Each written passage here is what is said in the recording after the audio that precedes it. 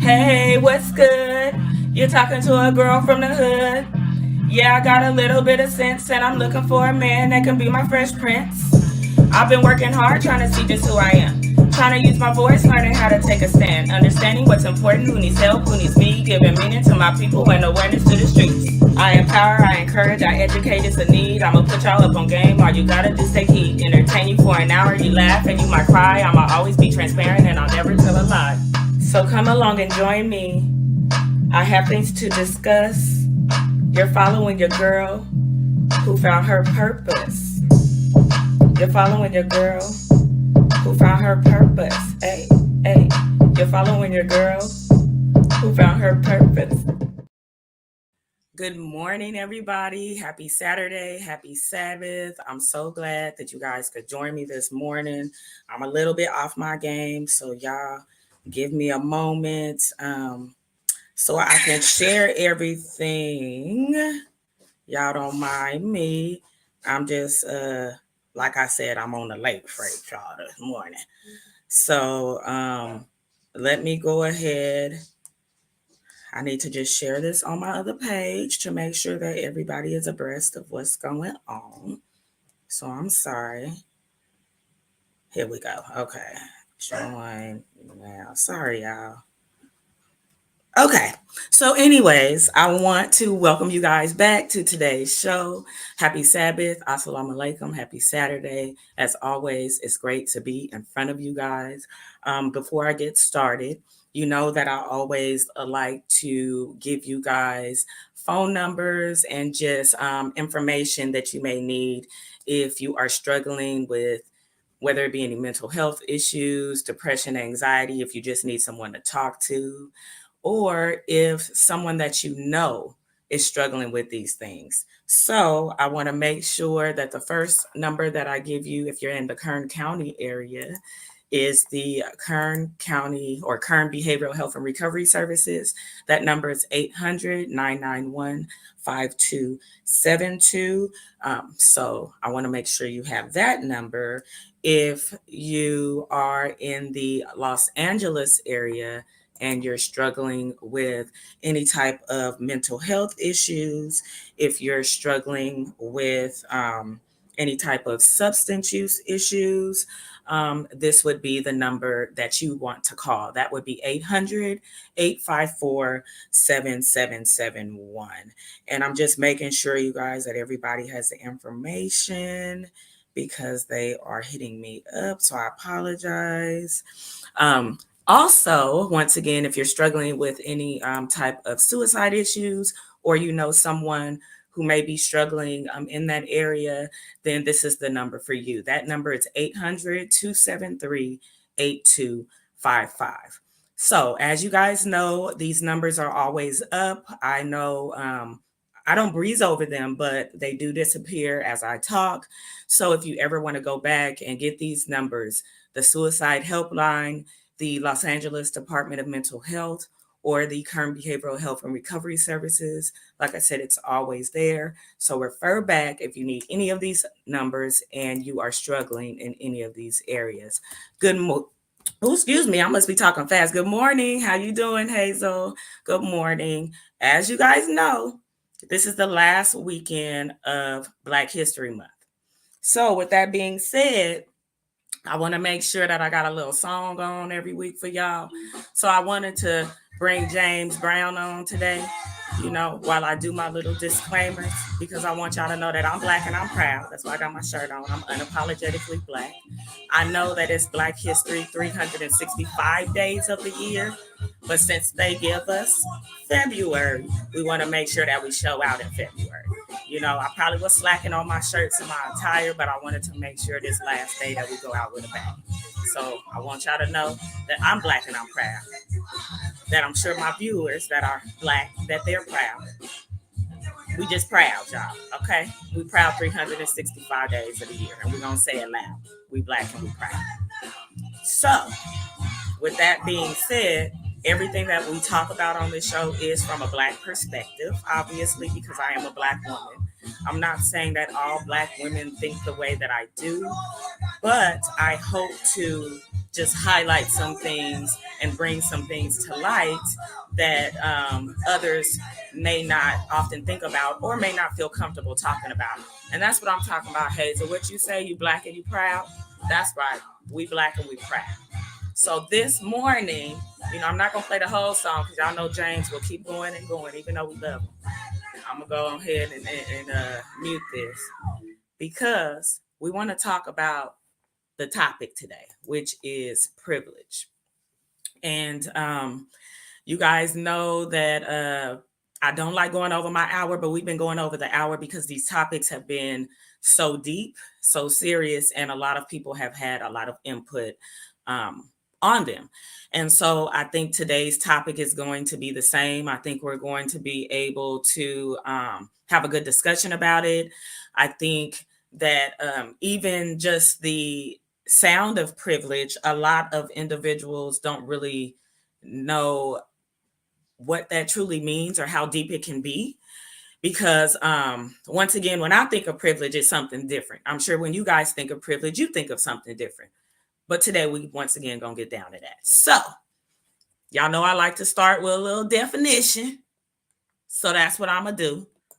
Because once again, a lot of us don't know what words mean. So I want to make sure that y'all know what it means. This is not really the definition, y'all. This is a little roundup, but privilege. So it says privilege is when you think something is not a problem because it does not affect you. And I know I'm probably paraphrasing, but privilege is when you think something is not an issue because it doesn't affect you. And the reason that I want to make sure that I wanted to make sure that I put that definition up there is, like I said, because privilege can mean a lot of things. And in the Black community specifically, it does mean a lot of things. When I think of privilege, because I have a record, because I did not come from a family that was, I guess, quote unquote, well off, or I guess we were medium. So we were medium class. But because I have a record, if you don't have a record, you have privilege over me. So that's the first thing I want to say. And the reason I bring that up is because I work in an all Black agency. I work in a Black community. Obviously, I'm from a Black family. I have Black friends. And so when I talk about privilege, a lot of the times people think that privilege has to do with money, or it has to do with, just status. And that is not always the case. And so I want to try to change the way that we view certain words. So when I come on here, that's what I'm doing. When I say I'm she who found her purpose, I'm here because I have been through some things. I've had my aha moments, and I want to see if you guys feel the same way about these things as me, or if you have a different view, because I like to debate things. I like to hear other people's perspective because that's the only way we're going to be able to evolve as individuals. And, as I always say, if you don't know, you can't grow. So if we don't have these conversations, we can't grow because we'll never know. So once again, when we talk about privilege, whether it be in a job, like I said, I have a record. So if I work with 20 other individuals that don't have a record, then those 20 other individuals have privilege over me. So how can those individuals use that to assist me? How can I use that to open their eyes so they can see? Because once again, okay, I'm a therapist. So the other individuals that I work with may be case managers, they may be counselors, they may be therapists, they may just be the admin crew. Whatever they are, just seeing that different point of view and me being their colleague and having these feelings, just think of how our clients feel. When they come in and we just have a job and they don't, that's privilege. Good morning, cousin. How are you doing? That alone is privilege, just being employed. So just think about being a Black person, woman, man, child, and being employed in this day and age. That's privilege. But when we get up and we go to work every day, and we are tired, or we have to take kids to school and we drop them off, we're not thinking about the individuals that wish they could be in our shoes.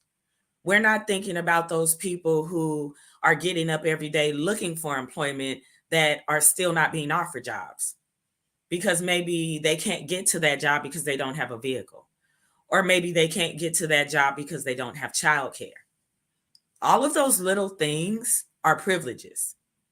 The fact that we have access to childcare and that we went in and it was granted to us because that's what it was given to us.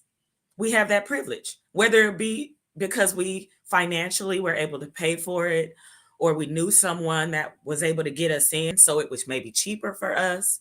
Maybe it's through our job. That's a privilege. There are a lot of people who don't have that privilege. But when it's not affecting us, like that definition said, we don't think about it like that. We turn a blind eye to those situations because, once again, we have the privilege of accessing those services. We have the privilege of having a family member, maybe that's running that daycare, or that'll just babysit. Some people don't have the privilege of having a grandparent, of having a sibling, of having, just a friend. So all of these things are things that I want you guys to think about as you're going throughout your everyday life, because a lot of people don't have these things. And the reason, let me see, what Tamika, what did you say? Or they might have a record, as you stated, and no one wants to give them a second chance. That's huge. So I went through that situation, and of course, I always bring up my personal experience because I'm not afraid to share, and also I'm hoping that it'll help someone else. But Tamika is right. There are a lot of employers who don't want to give individuals a chance because they have a record, which I was one of those individuals, which is why I fought to have my own business and strive to go to school and do something different, because I said I didn't want to work for anyone else because nobody was giving me the opportunity to work for them. And when I say that, I don't just mean, basic jobs.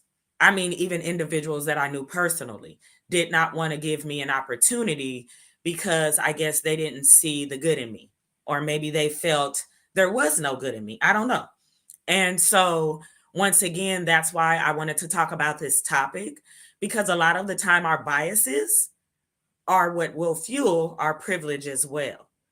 If you already have a certain mindset and you feel a certain way about a certain group of people, whether that be the reentry community, whether that be individuals that are single parents, whether it be a mom or a dad, whether it's, I don't know, children that have grown up in the foster care system, because we have a lot of TAY individuals and that's transitional age youth, that are in the streets that are being judged as well. And so those individuals are individuals that sometimes we are biased towards. And so our privilege will make us view them in a certain way, which will lead us then to not help these individuals. And this leads me to something else. I was with a colleague the other day, and we passed by someone who was on the side of the road panhandling. And so my colleague, who is from this area, was like, I'm not giving him no money. He always out here. I know he don't need this money. And I was like, no, roll down the window. I'm gonna give him some money. I always try to give people money. I'm not giving them a lot of money, but I do give them something. I'm gonna give them whatever dollars I have. If it's a handful of change, whatever it is, I'm gonna try to give it to them, because you never know the situation that person is going through. And because I've worked with different individuals, very intelligent individuals that may have just had some type of emotional or psychological break, which led them to be on the streets, or potentially no support system, which led them to be on the streets. It causes me to help, because you just never know someone's situation. So I always give people money. I try to. If I have it, I'm going to give it to them. And so we had this discussion about why I do that and why he doesn't. And he said he's not going to do it because he's seen the shows about how these people collect all this money and they don't really need it and they end up being rich. And I'm like, okay, well, that's their hustle though. If that's their job and that's their hustle, then I'm not going to hate on their hustle because I'm going to work every day and that's my hustle. But that's because I'm able to do that. This individual may not be able to get up every day and go to work. Once again, mentally, he may not be stable enough to work with a group of people or around the public. So why put him in that situation where something could happen when he can stand on the side of the road or whatever and collect money? And if you choose to interact, you interact. And if you don't, you don't. But once again, if you're interacting, it's probably going to be a nice interaction, which is not going to cause this individual to have some type of outbreak. But once again, that privilege, the privilege to make that decision, the privilege to be able to give this individual money or not, the privilege to be able to go to work or not, the privilege to be able to stand out in the cold, because a lot of those people are out there, rain, sleet, or snow. So that's not easy. You know, a lot of people judge them, yell things at them, cussing them out, throwing things at them. That's not easy. So they're still having to go through something.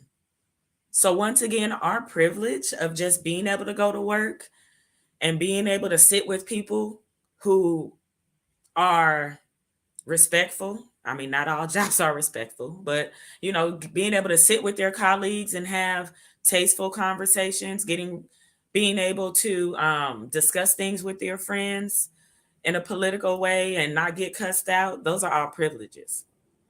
So the next time you guys are in a space, whether it be at work, whether it's, on a panel, because you could be volunteering for something and see a situation that you need to speak up on. Use your privilege. Don't keep it in, because once again, that's where we fall short. When we keep these things in, when we hold them to ourselves, they're not helping anyone, not even you. So you might think you have some type of privilege, but how are you really utilizing that? And I say that because also a lot of people may not be ready to use their privilege. And grand rising to you too, Queen.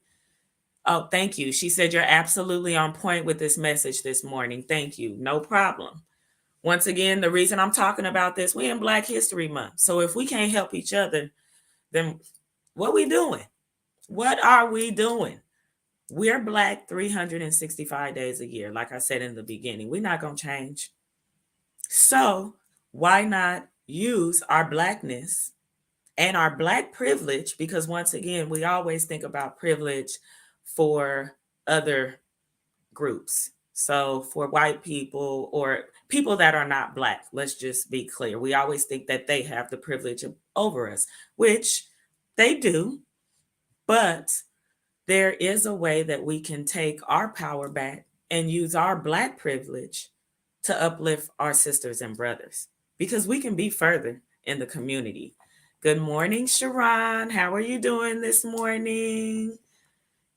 It's always good, once again, to know what your privilege is and then be comfortable with that, because I think there are a lot of people that are not comfortable with their privilege.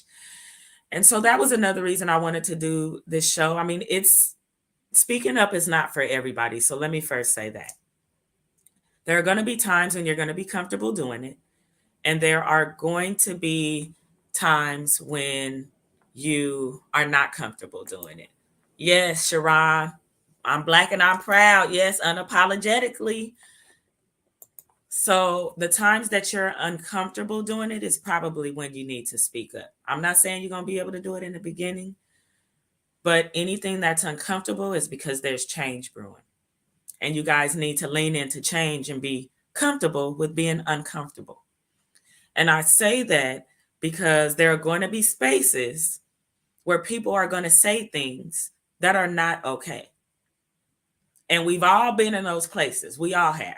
I don't care what you say. We've all been in those spaces. It's made us feel uncomfortable. We've not known how to react, But this is a time to learn how to react because you don't have to be disrespectful. You don't have to be loud. You don't have to um, put the person on blast.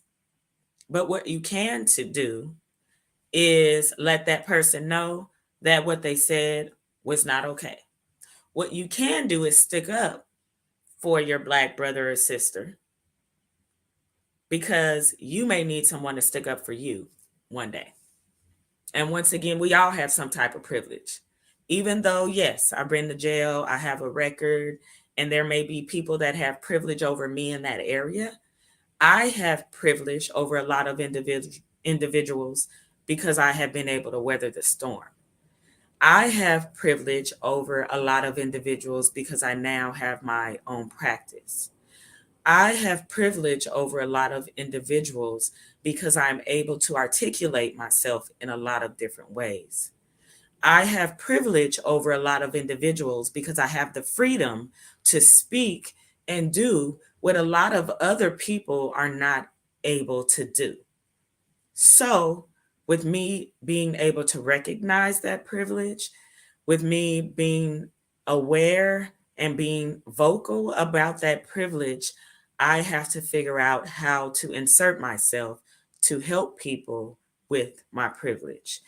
And I felt like this was the best conversation to have, especially with this being Black History Month, because a lot of us don't know how to help other people with our privilege. We don't know what to do. We don't know what to say. We don't even know if it's possible. And it is because we have options. And our option is to either be quiet or to speak up. Our option is to either get the blunt of whatever those individuals are going to say and be okay with that and be strong and steadfast, or once again, be quiet and get the blunt of it in the end. So it's up to you guys. And there is no right or wrong answer. And I'm not putting anybody on the spot because obviously, we're going to do what we want to do. But I just want you guys to be more cognizant of what goes on because a lot is going on in the world right now. So when we're talking about privilege, you can help people when it comes to education. Like I said, verbiage, their ability, age, race, sex, income, all of these things. And what I mean by even talking about income and sex, income. If you can help somebody get a job because of your privilege, why not do it? Why not? Of course, you don't want to be recommending people that ain't going to go to work every day. And we don't want to be sending people to the job that, is going to be cussing people out and stuff. If you ain't ready, you ain't ready. And I want to say that too. If you have the privilege, it is okay for you to make the decision on who you're going to help with your privilege and in what way you're going to help them. So let me kind of backtrack because there will be individuals that want you to help with your privilege that don't deserve that help or that will not, they'll hurt you more than you'll be able to help them. And Hazel said yes. So you want to make sure that you are really making sure that you are, what word do I want to use, y'all? I'm trying to be politically correct on here today, but just make sure that you are picking your people right. Because you know who's going to mess you over and who not. Let me just say that. So anyway, when it comes to income, it's always good to use your privilege to help somebody that is going to appreciate it and that will really benefit it. Sex. Now, I talk about this all the time, and I am a big LGBTQ plus community supporter. So when it comes to that population and just helping in different spaces, and also I want to flip-flop that, the LGBTQ community helping in the other spaces. It goes both ways. I feel like it's beneficial to be able to have that communication. It's beneficial to be able to use that privilege because it's there, especially right now. There is a lot of privilege within the Black community because we're minorities and within the LGBTQ plus community. because of the intersections they fall in. So using that privilege is extremely beneficial. Sharon said people think speak up means be loud, etc. You can speak up strong and politely and still have the same impact. This is my privilege. Yes. Yes, Sharon, and I agree. There's a way to do things, you guys. So, like Sharon said, you don't have to be loud and aggressive when you're asserting your privilege. You can still speak and be soft and assertive and be nice and get your point across. It doesn't have to be loud and mean, and that's one of the reasons I wanted to talk about this, because sometimes, once again, when we think of privilege, people think that, you know, they're asserting their privilege and they're doing it in a rude way. And that's another misconception. Privilege and rudeness don't have to go hand in hand. They don't mean the same thing. When you're asserting privilege, it means, once again, well, I would like it to mean, and I would like you guys to view it differently, as you're just helping someone with your privilege. And especially, once again, because we're talking about Black privilege. This is Black History Month. We're not talking about anybody else's privilege, because they're going to use their privilege how they choose. But we're trying to change the narrative of how we move through the community and how we uplift our Black brothers and sisters and even other races. Because if we don't start to bridge that gap and uplift other races, then they're never going to do it to us. So if we can have that engagement, hopefully they'll change their view and try to have some engagement with us, and we'll be able to get some of their privilege. Because I know I done got some privilege from some folks, and I don't know if y'all say y'all ain't, because I have friends that are other races, and I feel like they assert their privilege for me, and I have asserted my privilege for them at times. And real is real. You know what I'm saying? Real recognize real. But that's all about being a person of integrity as well. So maybe privilege and integrity should go hand in hand. Those are two things that should go hand in hand, because when you're using your privilege, I think integrity and privilege should go hand in hand. But anyway, y'all, so I'm sorry, I'm getting off track. And also age. I think we talked about this. Well, I know, not I think, on the previous show that I used to do with the other ladies, with Marasha and Tishana. We talked about privilege with age. And I think that is extremely big in the Black community, just because a lot of the time when it's a older individual, they don't want to use their privilege to help a younger Black individual, because of just the reason I said. They feel like we're either going to burn that bridge that they've worked so hard to build, or they just don't want to deal with us because we have a different perspective, and maybe we might rock the boat in whatever area we're coming up in.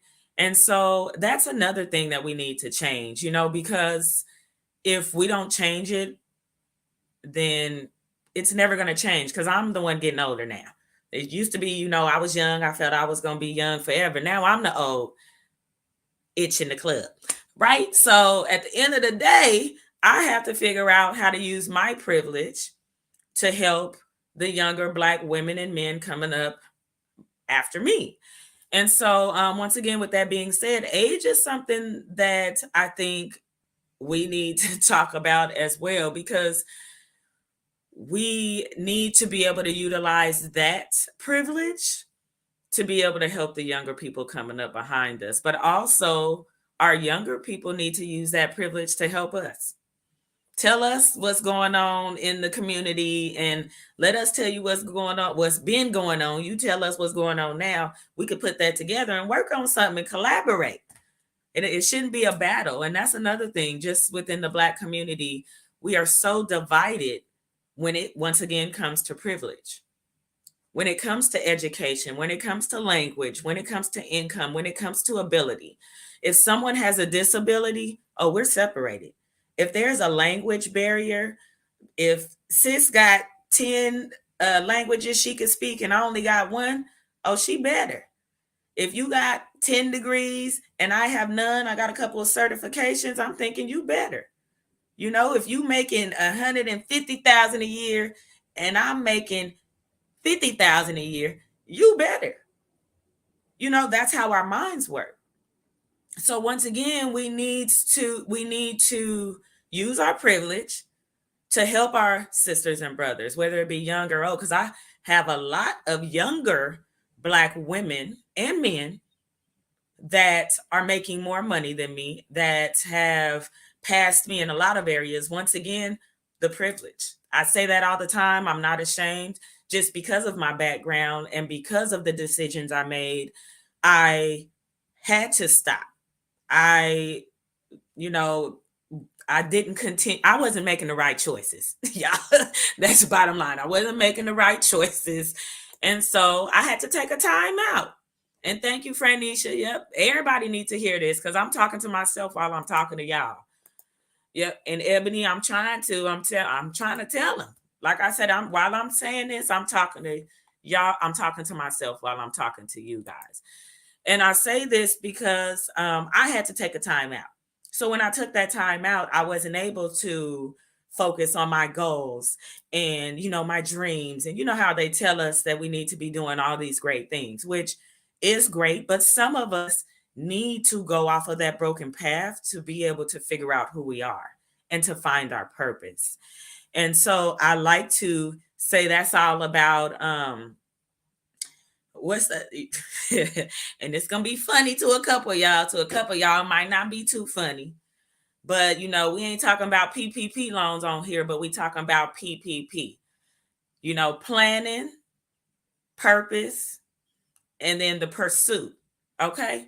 Because you need to plan first, but before you can plan, you gotta figure out what's going on. So that's us bumping our head and going through life and getting those aha moments. Then we start figuring out what our purpose is. And when we start figuring out what our purpose is, that's when we start to say, okay, you know what? Maybe I can do this. Or maybe I would like to do this. Maybe I'll be good at this.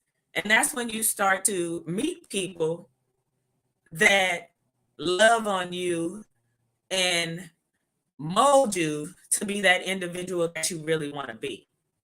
So that's that purpose stage. And in the end is when you're on that pursuit. When you digging your toes down into the ground and you doing the work. You know what I'm saying? And I think it's difficult to get to that last stage if you're still stuck in the beginning stage, in that planning stage, and you don't even know how to plan. So once again, that's where privilege comes in for an individual who has the ability. So I wanted to get to the ability down here because a lot of us don't have the ability to plan. We might not have the education to plan. We might not know the language that it takes to plan. So an individual that does have that foundation, it's not going to take you much to help somebody that doesn't know how to do it. It's not going to take you much to sit down with that person that you see is striving to do better and help them reach that next goal. Because they may not know how to ask you. They may not have the ability or know the language to ask you for that help. But you know that you have the privilege. So with you having that privilege, take that initiative to take the first step and do what you have to do to help those individuals. So once again, we talking about privilege with our ability. We talking about privilege in employment, privilege in everyday life. We're talking about using that to help our sisters and brothers rise to their best self and rise to the occasion. And if we not our best self, we're not going to be able to help them do that. So use your privilege, if nothing else, to help you. So when you are in these rooms and they're telling you it's okay to be unapologetically you, okay? They're telling you be unapologetically Black. We want to hear what you have to say. We want to hear your opinion. Now, I'm not saying always, so be very careful. Pick and choose your situation and your spaces. But when they ask you this and you feel comfortable enough to share, and you don't have to share everything, share. You know what? I think that we should get more of this in the job. I think we should have more of this. I know someone who would be good at this. I have someone that I can refer. I have a friend that's great for that position. I want to recommend them. Don't be scared to recommend somebody, especially if they have a great work ethic. And what I mean by that is don't be scared to bring somebody in that might pass you up. And I say that because in the Black community, we sell our people short because we don't want them to be better than us. We don't want them to pass us up when we've been there longer. We don't want them to outshine us. And I'm trying to, Tamika, you know what I'm saying? And we need to get away from that. Because guess what? If one of us shines, we all shine. And that's what we're doing now. If the pandemic has taught us nothing else, it's taught us that we can shine. And we can shine together. Because, man, it's a lot going on in these communities. It's been a lot going on. And yes, Ebony, that's being selfish. But that's why we need to get away from that. That's something that we were taught. That's that plantation thinking. Okay? But guess what? Like I just said, if we do it together, we all shining. Because last week I talked about it. I said, when things hit the fan, they're not going to care about one Black person. They're going to group all Black people together. And it doesn't matter if your verbiage was there. It doesn't matter if you made $200,000 a year. It doesn't matter if you've been to prison or not. It doesn't matter. We're going to all be Black, grouped in one group. They're not going to go through picking us out. Okay, you can come over here. All right, you good. You didn't make this much for us. They don't care about that. We all going to be together. Sharon said we need to help people get the opportunity that we complain about not having. Yes, that's it right there. Because once again, you may not have the ability. You may not have the education. And education is not always being book smart. Education can be street smart. Because having the best of both worlds is really what makes us a unique people. So if y'all don't know that, y'all better come on with it. Hazel said, I will always share info with our people. And that's what you have to do. Because if you don't share, who's going to share? If you don't uplift, who's going to uplift? If you don't plant that seed, who's going to plant the seed? You can't depend on someone else to do your job. You have to do that job. Tamika said we need to unlearn some behaviors and mental blocks that have been embedded in us. And that's exactly what it is. These are things that over the years we've been taught. We've been taught to covet what someone else has and not share because, if you share, so-and-so going to be better than you and then you're not going to get that raise. But guess what? What else were we taught? That whatever God has for us, nobody else can take. So if we were true believers in that, like we're supposed to be as a people, how we have that foundation in our religion, if we were really true believers in that, then all this other stuff that's going on, we wouldn't be worried about it because we would know that whatever God had for us is going to be ours no matter what. Whether we bring 10 other individuals in. If this is my job and this is meant for me, these 10 other individuals is not going to be able to take it from me because I'm going to continue to shine because once again, I brought them in. I seen their value. So that speaks volumes about me and my ability. So let me speak greatness into myself. And that's another thing. We have about 20 minutes, but I think I'm going to spend these last 20 minutes speaking greatness into you guys because a lot of us don't know how great we are. So I want to make sure, if nothing else, we know that as individuals, as a people, as just a community, we are great. Our greatness surpasses everything. And that's why we are a threat to a lot of different situations and spaces. So with that being said, we are so strong that we don't even know our strength. And a lot of the times that's why we get in our own way.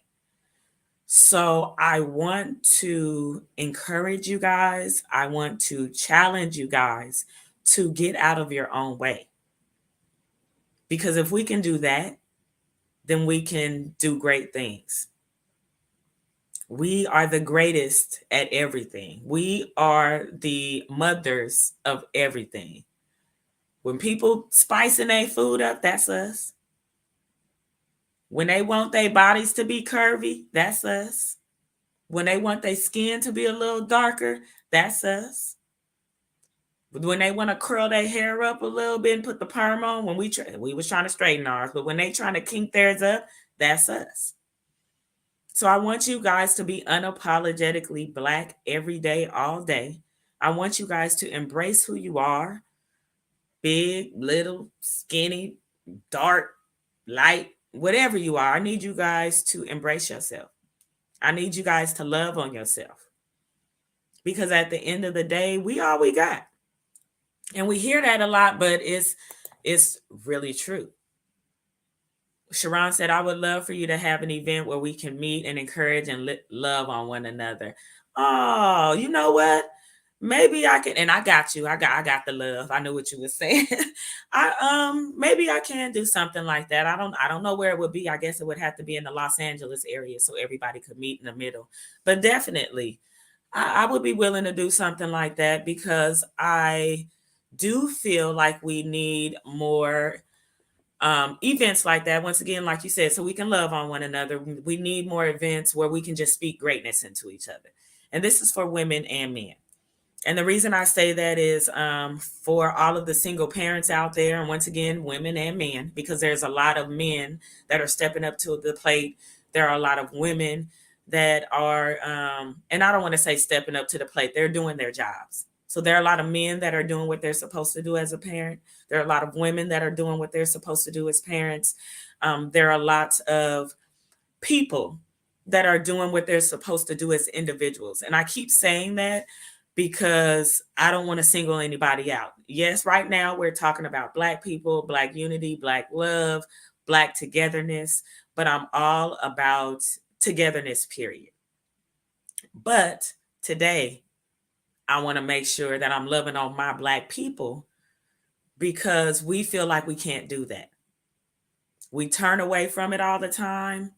We don't want to give anybody props, but I want to make sure that I'm giving y'all props. You guys are amazing. What they say on that show, you is kind, you is important, and I know I'm missing the other one. You is sweet. I don't know. Somebody put it in the comments because I know y'all got it, whatever they said on that movie. But we need to be telling each other that every day. We need to be telling ourselves that every day.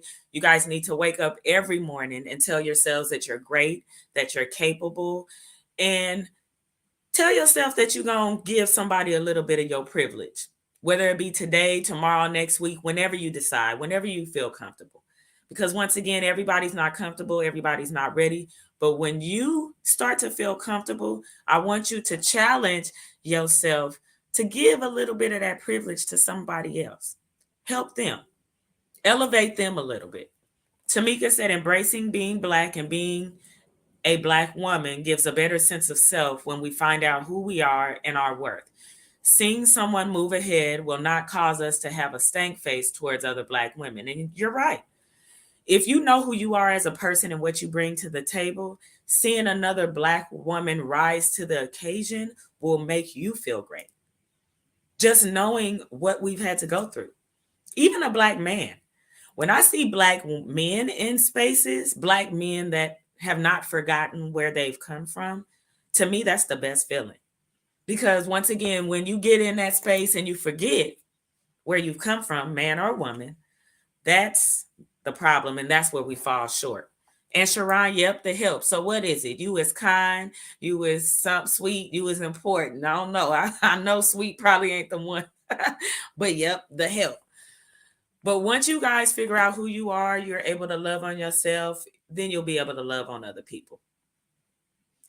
Like somebody said yesterday, and I'm a quoter.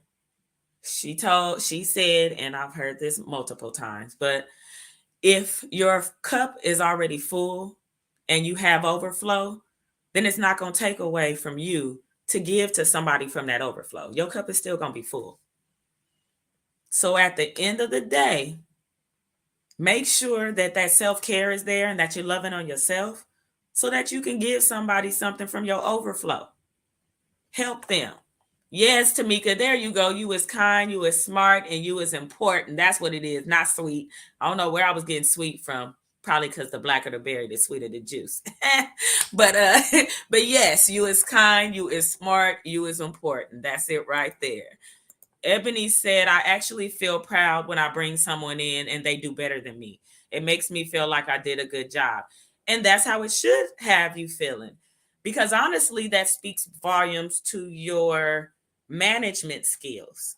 And so I want to highlight that as well. When someone, like Ebony said, when you bring someone on and they precede you, they go above and beyond, and they may start doing a certain job and they're getting all these compliments, that is a compliment to you.